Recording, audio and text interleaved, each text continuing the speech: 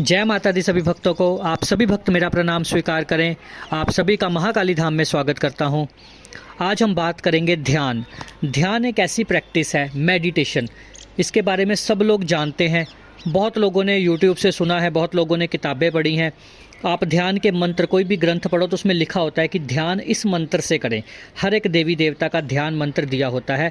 जैसे कि भोलेनाथ का है, कर्पूर गौरम करुणावतारम संसार सारम भुजगेंद्रहारम सदा वसंतम हृदयारविंदे भवम भवानी सहितम नमामि। इस मंत्र के साथ भगवान महादेव का ध्यान किया जाता है।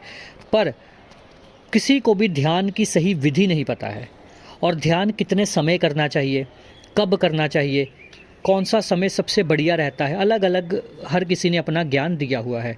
पर आज मैं भी अपनी तरफ से कुछ सूक्ष्म बातें लेकर आया हूँ ध्यान के बारे में, कुछ गुप्त बातें जो कि जिसने रेगुलर प्रैक्टिस की हो वही बता सकता है। तो आज हम बताएंगे आपको कि ध्यान कैसे करें और रोज़ कैसे करें, क्योंकि ध्यान पक्का होना रोज़ करके ही पक्का होता है। और जब ध्यान पक्का हो जाता है फिर ही यात्रा कुंडलिनी की शुरू होती है, जिसे हम कहते हैं शक्ति की यात्रा, या जिसे हम कहते हैं दिव्य दृष्टि की यात्रा। वो तभी शुरू होती है जब हम रोज़ ध्यान करते हैं।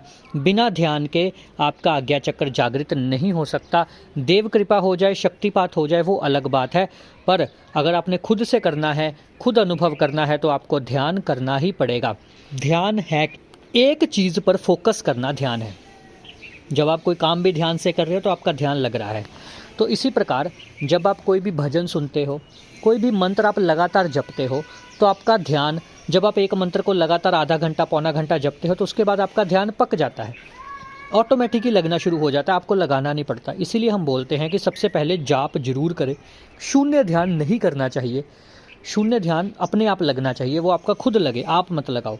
आप मंत्र के द्वारा ध्यान करो। सबसे पहले मंत्र का जाप करो, आधा घंटा पौना घंटा, जितना आपके एक मंत्र बीज पकड़ लो उसका जाप करो। इसके बाद आप उस मंत्र से आगे फिर ध्यान की तरफ बढ़ो। इससे क्या होगा कि अगर आपकी कुंडलिनी उठेगी भी तो पॉजिटिविटी की तरफ उठेगी, नेगेटिविटी की तरफ ध्यान नहीं जाएगा। और अगर ध्यान करते हुए आपके कंधे भारी हो रहे हैं, उबासियाँ आ रही हैं, आंखों में पानी आ रहा है, जाप करते ये सब परेशानियाँ हो रही हैं, तो आप अपनी नेगेटिविटी चेकिंग करवाएं। आपको नेगेटिविटी की परेशानी हो सकती है। पर मैं यही अंत में कहना चाहूँगा कि ध्यान रोज़ करें। सुबह के समय सबसे बढ़िया रहता है, 4:30-5 बजे के बाद करीब आप कर सकते हैं।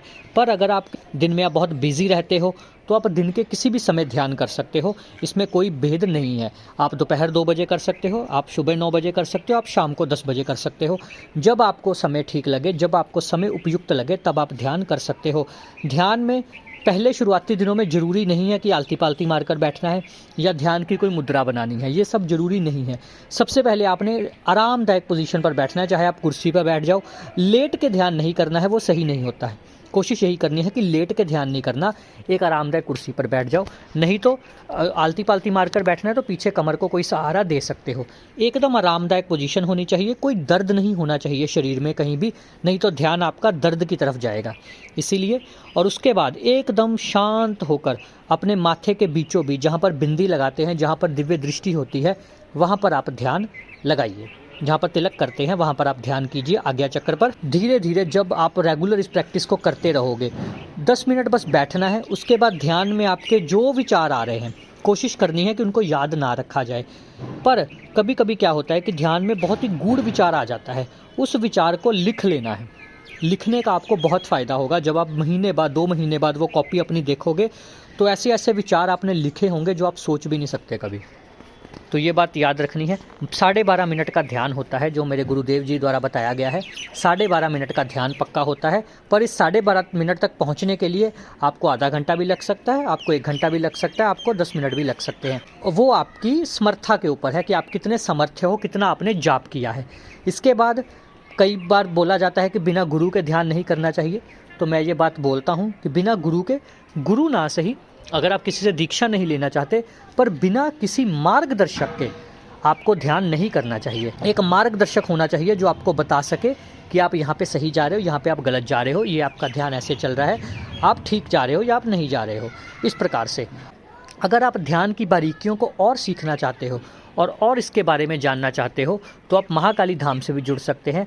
हम आपको सिखाते हैं कि ध्यान किस प्रकार किया जाता है, मंत्र जाप किस प्रकार किया जाता है, ऑरा किस प्रकार साफ़ किया जाता है, खुद का ऑरा ही आप खुद साफ़ कैसे कर सकते हो, अपनी हीलिंग ही खुद कैसे कर सकते हो, आपको प्रॉपर बताया जाता है।